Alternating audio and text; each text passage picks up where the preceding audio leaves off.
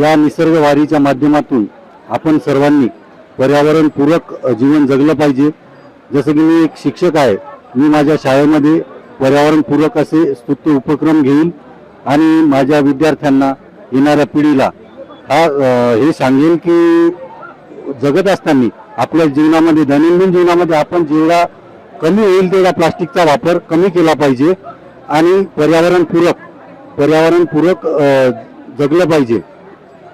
आपले संत तुकाराम महाराज यांनी आपल्याला सांगितलेलं आहे की वृक्षवल्ली आम्हा सोयरे वनचरे। संतांनी सुद्धा आपल्याला याचा